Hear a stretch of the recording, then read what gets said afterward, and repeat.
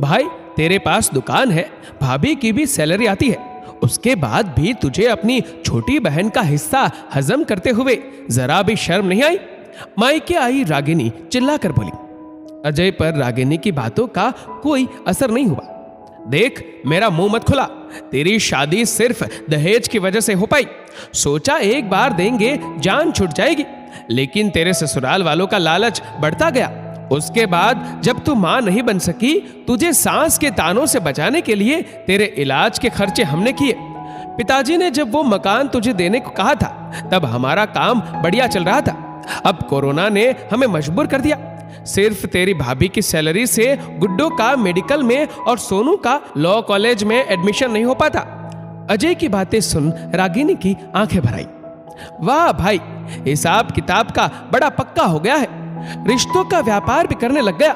बच्चे तेरे अपने थे तो ये बहन किसकी है? भाई वो खून है तो मैं क्या हूं? चल, अब ससुराल वालों से शिकायत कम रहेगी। अपने दगा दे तो गैरों की चोट का असर नहीं होता। रागिनी के बाहर निकलते ही छोटा भाई विजय और मां सुनंदा ने उसे रोक लिया। अपने पति खुशीराम जी की मृत्यु के बाद सुनंदा जी शोकाकुल थी। अभी चिता की अग्नि ठंडी भी नहीं हुई कि भाई बहन में वसीयत को लेकर तनातनी शुरू हो गई। अजय और विजय की छोटी और इकलौती बहन थी रागिनी। वसीयत के 3 दावेदार थे। रागिनी के ससुराल वाले लालची थे। रागिनी को पहले बड़ी उम्र और फिर मां ना बन पाने की वजह से ताने सुनने पड़ती थी। पिता ने पुत्री के भविष्य की चिंता करते हुए एक प्लॉट उसके नाम कर दिया था। यहां उसी की चर्चा हो रही है। अजय स्वभाव से प्रैक्टिकल तो विजय भावुक था। शायद इसीलिए विजय ज्यादा तरक्की नहीं कर पाया। अजय को पत्नी मीना की जॉब का भी सहारा था, तो बच्चे भी पढ़ने में तेज थे। वहीं विजय और उसकी पत्नी माया दोनों ही सरल, कमाई के नाम पर एक मां थी और उसका आशीर्वाद।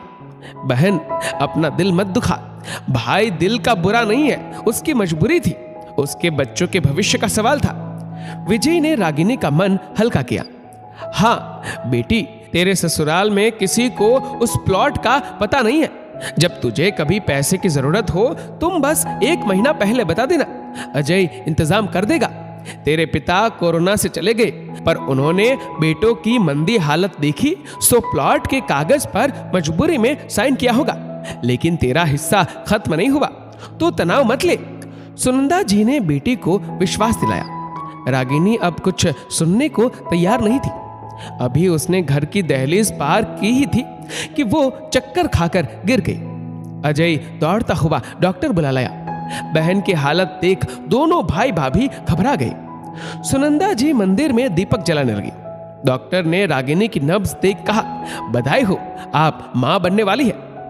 रागिनी को जब पता चला कि वो मां बनने वाली है, उसकी खुशी का तो ठिकाना न रहा। भाई तूने सुना, भाभी तुमने सुना, मां तुमने सुना। रागिनी खुशी से बावली हो गई। अजय ने बहन के ऊपर से 2000 का नोट घुमा डॉक्टर को मिठाई के लिए दे दिए। विजय मिठाई लेने दौड़ गया। दोनों भाभियों ने रागिनी की नजर उतारी। मां ने मंदिर से फूल लाकर रागिनी की आंखों पर लगाया। थोड़ी देर पहले घर में जहां वसीयत को लेकर बहस हो रही थी, एक खबर ने घर के माहौल को बदल दिया। ससुराल से सास ललिता देवी और दामाद रमेश भी आ गए। पिता बनने की खुशी रमेश के चेहरे पर साफ नजर आ रही थी। रागिनी की बड़ी उम्र और फिर मां ना बन पाने की वजह से उसे रमेश और ललिता देवी से कभी वो प्यार मिल ही नहीं पाया जो मिलना चाहिए था। आज उसकी मां बनने की खबर सुनते ही पूरे मान सम्मान के साथ ससुराल ले जाया जा रहा था। दोनों भाइयों ने हाथ जोड़कर ललिता देवी से कहा, अगर आप लोग हमें इजाजत दे तो 9 महीने हम अपनी बहन की बेड रेस्ट और डिलीवरी की जिम्मेदारी लेना चाहेंगे। सुनंदा जी की आंखों की खुशी बता रही थी कि उन्हें अपनी परवरिश और संस्कारों पर गर्व हो रहा था। ना जी ना, अब हमारी बहू अपने मायके आपके भांजे या भांजी के साथ ही आएगी, ललिता देवी घमंड से बोली।